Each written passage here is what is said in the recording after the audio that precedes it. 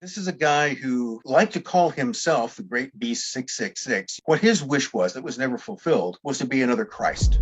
90 years after his death, people are still fascinated and repelled by Englishman Aleister Crowley. For more than a century, Aleister Crowley has lived in the public imagination as a caricature of darkness. The tabloids called him the wickedest man in the world. Churches warned that he was a satanic corrupter of youth, and journalists described him as a madman lost in occult fantasies. His name became synonymous with moral decay. But all of that changed the moment historians opened a sealed intelligence folder buried deep in a military archive and found a reference that should not exist. One line, stamped and indexed like any other official memorandum, identified a peculiar person of interest: Operative AC. The initials matched perfectly with the man the world believed it understood, but the implications did not. The file didn't describe a lunatic or a sorcerer. It described an asset. The possibility alone was enough to send researchers scrambling back through decades of forgotten documents, suddenly seeing patterns that had been ignored for generations. The file wasn't dramatic. Bureaucratic language rarely is. But the calm tone of intelligence prose made the revelation even more unnerving. It suggested that during some of the most chaotic years of the early 20th century, Crowley's outlandish public persona might have been a tool, not a flaw. His extremism, his theatrics, his shocking public behavior, all of it may have served a purpose. The man so many dismissed as a clown or a heretic might have been working quietly inside an intelligence network that thrived on disguise. The sealed file didn't answer every question, but it changed the story fundamentally. It forced historians to ask whether Crowley's public life, which generations viewed as scandalous, was actually a mask crafted with precision. If the document was authentic, and all archival indicators suggested that it was, then the mythology surrounding Aleister Crowley had been hiding a truth no one was prepared to confront. The great beast may not have been born out of rebellion or madness. He may have been built to deceive, to infiltrate, and to influence. The file did not rewrite history on its own, but it opened a door, and once researchers stepped through, everything that followed pointed to one staggering possibility. Crowley's true identity was never the one written in the headlines. The idea of Aleister Crowley as an intelligence operative has always sounded impossible. He was too strange, too flamboyant, too openly contemptuous of every institution that claimed to hold moral authority. The thought that the British government would trust a man like that with covert tasks seemed outrageous. And yet, the sealed intelligence folder revealed something the world had never been told. Inside, scattered between routine wartime memoranda, were references to a covert asset whose initials matched his and whose movements aligned almost perfectly with Crowley's documented travels. These weren't vague coincidences. They were timestamps, locations, coded summaries, and operational notes that placed Operative AC in the very cities Crowley lived in during critical years of political turmoil. The revelation wasn't just shocking, it was destabilizing. Historians who had dismissed the possibility now had to confront the evidence. Crowley's notorious pro-German writings during World War I suddenly looked less like treason and more like intentional sabotage. His bizarre public behavior, once interpreted as ego or insanity, now seemed like misdirection. British intelligence agencies of the era relied heavily on operatives who could infiltrate radical, artistic, and politically volatile circles without drawing suspicion. Crowley, with his reputation already twisted by the press, was the perfect candidate. He was both invisible and unforgettable. The public mocked him, governments dismissed him, but radicals and foreign agents welcomed him without hesitation. The persona he created, part prophet, part hedonist, part provocateur, functioned like a key, unlocking doors that no traditional operative could open. Operative AC, as described in the files, wasn't a foot soldier. He was a personality weapon. His job wasn't just to gather intelligence. It was to shape it, to disrupt propaganda networks, to monitor extremist groups, and to manipulate public opinion by performing a version of himself so chaotic that no one ever imagined he could be working for a nation-state. The intelligence record did not paint him as a loyal patriot. It painted him as a tool, useful, unpredictable, and dangerous in ways that benefited those who knew how to control him. For the first time, historians realized Crowley's dual identity wasn't accidental. It was engineered. And behind his mask, the man operating in shadows may have been far more calculated than anyone ever believed. Long before the world met Aleister Crowley, the self-proclaimed beast, the occultist, the scandalous figure who thrilled and horrified a generation, there was a quiet, intensely devout boy named Edward Alexander. Born in 1875 in Leamington Spa, England, Crowley's early life looked nothing like the legend that followed. He grew up in a strict Christian sect known as the Plymouth Brethren, a community that prized purity, obedience, and absolute adherence to Scripture. Every meal began with prayer. Every day ended with readings from the Bible. His father, a preacher with a commanding presence, was the central force in young Edward's life. Crowley idolized him, saw him as a model of righteousness, and followed his teachings with unwavering devotion. But the structure that shaped him also confined him. The Plymouth Brethren restricted nearly every form of pleasure, entertainment, and curiosity.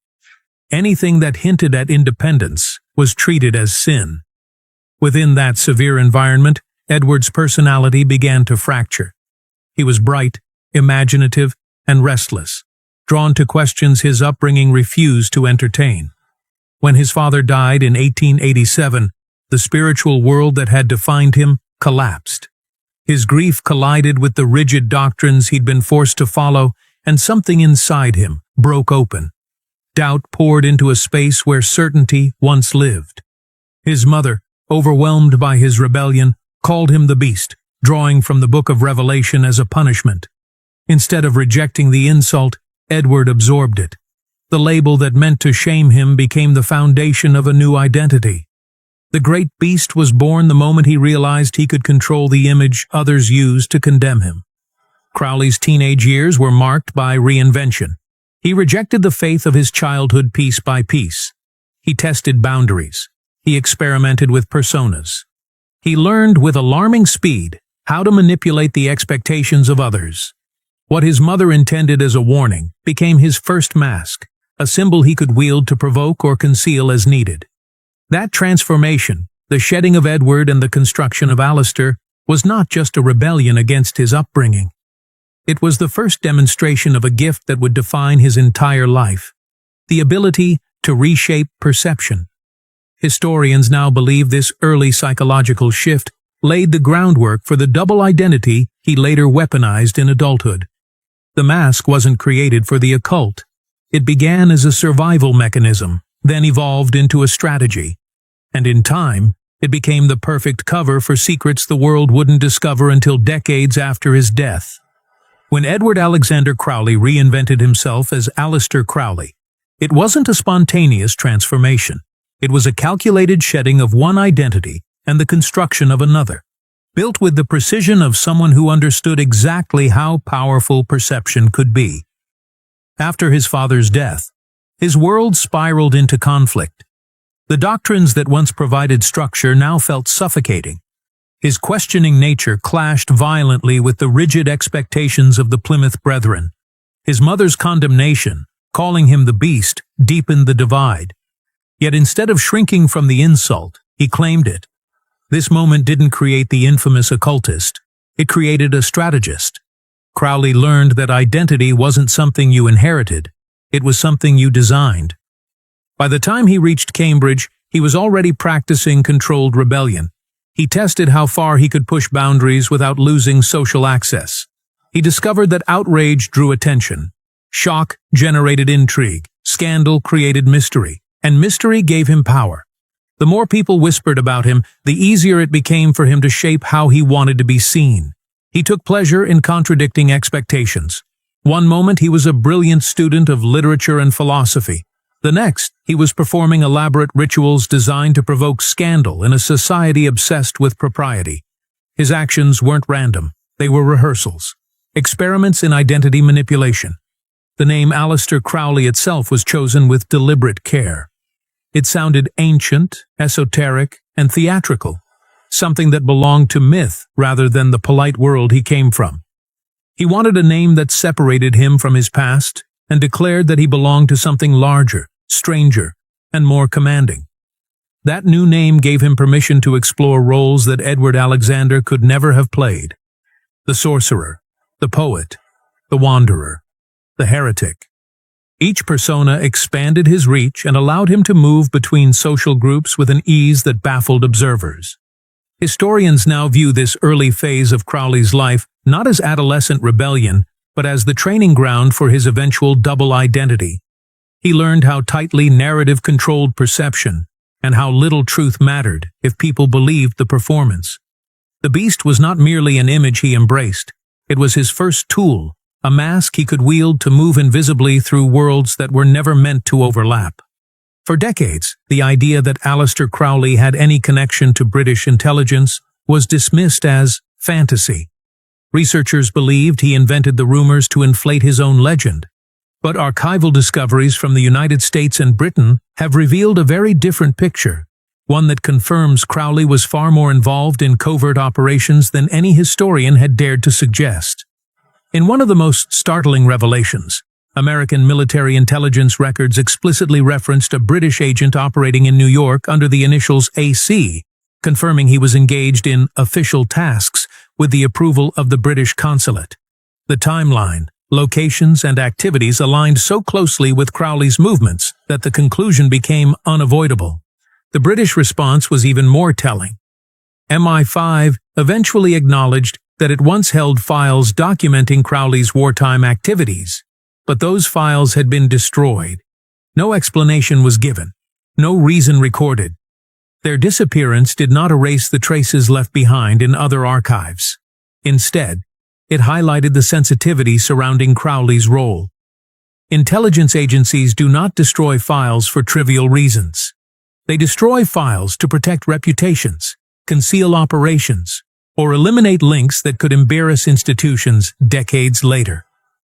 Historians comparing Crowley's travel logs, financial records, correspondences, and propaganda publications discovered patterns too precise to be coincidence. Crowley was repeatedly present at critical junctures where British intelligence was actively attempting to influence public sentiment or infiltrate extremist networks. His movements were synchronized with broader propaganda campaigns. His writings mirrored strategies outlined in known British psychological operations, and his access to political radicals, diplomats, mystics, journalists, and foreign operatives made him uniquely valuable. The emerging picture was not of a rogue eccentric wandering through crises. It was of a man whose strange public persona gave him perfect cover to gather information, influence international opinion, and operate in spaces where no official agent could go. The intelligence community may have tried to erase his tracks, but the fragments left behind tell a story too coherent to ignore. Crowley was not just playing the role of rebel magician. He was working in the shadows, serving an empire that had every reason to deny him once the war was over. When Aleister Crowley arrived in New York in 1914, he entered a city buzzing with German propaganda, British counterintelligence efforts, and political tension shaped by a United States still clinging to neutrality. German agents were trying to sway public opinion. British operatives were quietly working to undermine them. And into this complicated landscape walked a man already known for scandal, unpredictability, and theatrical behavior. To most observers, Crowley was exactly what he appeared to be, an eccentric British expatriate with questionable morals and an obsession with the occult. But according to the intelligence files and the research that followed, he had entered New York with a far more strategic purpose. Working with the International, a fiercely pro-German publication, Crowley began producing articles so extreme, so viciously anti-British, that they shocked even the magazine's loyal readers. His writing was deliberately provocative. He seemed to cheer German militarism. He mocked British diplomacy. He justified acts that horrified American audiences, including the sinking of the RMS Lusitania. At first glance, it was treason. Later analysis revealed it was something else entirely. Crowley's strategy was exaggeration as sabotage, a technique uniquely suited to his talents. By taking German propaganda and pushing it into the realm of absurdity, He made the movement look unhinged. American journalists quoted his articles as evidence of German extremism. Politicians cited them in speeches condemning German influence. Public opinion, once conflicted, began to shift. Historians now argue that Crowley's writings were part of a covert British plan to undermine Germany's reputation by poisoning its public image from within its own networks. And Crowley played the role flawlessly. His bizarre persona allowed him to operate in radical circles without suspicion. His scandalous reputation gave him cover. His extreme articles produced exactly the reaction British intelligence needed. When the war ended, Crowley was left with the consequences. He returned to Europe viewed as a traitor, ridiculed by the press, and condemned by the public. But if the intelligence files are accurate, that was the price of his mission. His infamy was not the result of failure. It was the cost of success. Aleister Crowley's occult reputation has always been treated as proof of his madness, proof that he was too eccentric, too unstable, too consumed by bizarre fantasies to be taken seriously. But when historians re-examined his diaries, travel logs, ritual notes, and personal letters through the lens of intelligence work, the picture changed dramatically. The rituals that once appeared theatrical or deranged suddenly resembled controlled psychological experiments. What looked like mystical posturing now aligned with early forms of influence operations, long before such methods had official names. Crowley understood something few people of his era did. Belief shapes behavior, and behavior can be engineered. When he traveled through Spain during World War I, he didn't behave like a spy. He behaved like himself, or rather, like the version of himself he wanted others to see. His reputation as an occultist gave him access to circles filled with radicals, dissidents, foreign agents, and intellectuals who were drawn to mysticism and secrecy. These communities were normally difficult for intelligence officers to penetrate because outsiders aroused suspicion. Crowley never aroused suspicion. He was already an outsider everywhere he went, and that made him effectively invisible. Within the circles he entered, Crowley staged rituals that appeared spiritual to the untrained eye but read like behavioral studies when compared with modern psychological analysis. He tracked how people responded under heightened emotion, symbolic pressure, altered states, or group expectation. He noted how easy it was to guide conversations when participants believed they were unlocking metaphysical secrets. He studied honesty, vulnerability, obedience, and susceptibility. He used mescaline, still little known at the time, to monitor how altered perception changed disclosure patterns. For historians, these diaries don't show sorcery. They show field experiments. Crowley's occult persona became the ideal weapon. It allowed him to meet informants in candlelit rooms without raising alarm, to exchange coded messages under the guise of symbolic language, and to host gatherings that looked like ceremonies but functioned as intelligence briefings. Not even the most paranoid radical suspected the man chanting mystical phrases was quietly gathering their secrets. Crowley's magic was never supernatural. It was psychological warfare emerging decades before the world had a name for it. As historians traced Crowley's movements across Europe, America, and North Africa, a startling pattern emerged. A network of political radicals, spies, propagandists, aristocrats, and occultists, who all intersected around one unlikely figure. Crowley seemed to drift through every one of these worlds with effortless access, yet his presence lined up too precisely with known intelligence operations to be coincidence. His social connections included Irish nationalists fighting British rule, Indian independence leaders resisting colonial power, Italian and Spanish political agitators, and German sympathizers who later faced trial for espionage. Crowley was not simply wandering. He was circulating through the exact groups British intelligence monitored most. One of the most surprising threads in this network involves Rudolf Hess, Adolf Hitler's deputy and one of the strangest political figures in the Nazi hierarchy. Hess was obsessed with prophecy, astrology, and mystical symbolism, domains Crowley understood intimately. Historians mapping the timing of Crowley's correspondence noticed that his writings and travels intersected indirectly with Hess's growing fascination with esoteric beliefs. When Hess flew solo to Scotland in 1941 in an attempt to negotiate what he believed was a secret peace deal, British intelligence was baffled. His motives were unclear, his mental state was unstable, and his belief in supernatural signs was obvious. In the aftermath, an internal British memo suggested consulting Aleister Crowley to interpret Hess's mindset. Crowley himself wrote to authorities volunteering his help, claiming he could decode Hess's astrological motivations. Whether he became directly involved remains debated, but the fact that intelligence officers even considered him reveals how deeply intertwined he was with ideological networks that mattered to the war. Crowley's occult persona wasn't treated as fringe mythology. It was treated as psychological insight, valuable enough to potentially help decode one of the most bizarre moments of the Second World War. This overlap with high-level wartime intrigue demonstrates that Crowley was not merely an observer of political chaos.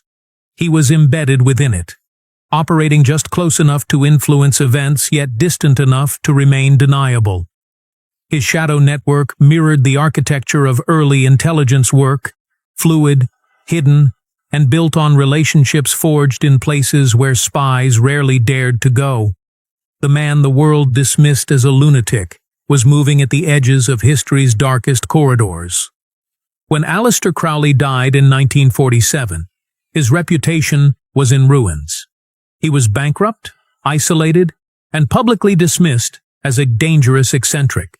Historians assumed his legacy ended there. Yet the moment researchers went looking for official intelligence documentation about his alleged wartime activities, they encountered something far more revealing than a preserved archive. They encountered an absence. MI5 and MI6, when asked directly, stated that they possessed no files on Crowley, but documents discovered in American archives referenced at least 2 British intelligence files describing Crowley's cooperation during World War I. When confronted, MI5 quietly admitted the truth. The files existed, but had been destroyed. The timing and precision of that destruction raised immediate red flags.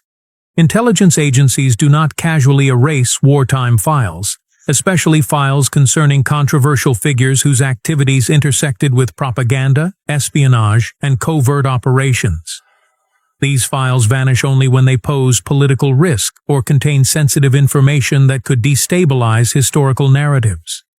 Crowley, with his public image as a drug-using occultist and sexual radical, represented exactly the kind of figure the British government would never want publicly associated with official intelligence work. Historians examining the surviving fragments found further proof of deliberate erasure. Naval summaries mentioned Crowley's involvement in propaganda missions. U.S. Army memos confirmed British approval for his covert activities. Diplomatic correspondences hinted that officials were aware of his infiltration work, yet the British record remained empty, as if someone had selectively cut Crowley out of his own era. The deeper researchers dug, the clearer the pattern became. The destruction of Crowley's files mirrored his life's defining feature: concealment. The man built to be a villain, the man who wore myth as armor, became a perfect figure to erase. Convenient to use, convenient to discard. If Crowley had truly been nothing more than a delusional mystic, his files would have survived. There would have been nothing worth protecting. The fact that they were wiped out suggests the opposite, that his work had consequences, connections, and implications the British state wanted permanently buried. Crowley's disappearance from OV. What historians finally uncovered does more than rewrite Aleister Crowley's biography. It forces us to confront how easily myth can be engineered, and how willingly the world accepted the version he presented. The great beast, the occultist, the moral menace. These identities were never accidents. They were crafted layers of protection that allowed him to operate inside political, psychological, and intelligence arenas without ever being recognized for what he truly was. Crowley wasn't simply living a double life. He was performing one identity to disguise another, using scandal as a shield and reputation as camouflage. The revelations show a man who understood perception with extraordinary precision and exploited it with strategic brilliance. His legacy is not a story of darkness or mysticism, but of influence.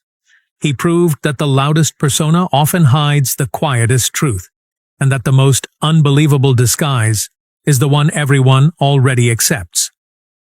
Crowley's story now stands as one of history's most stunning reversals.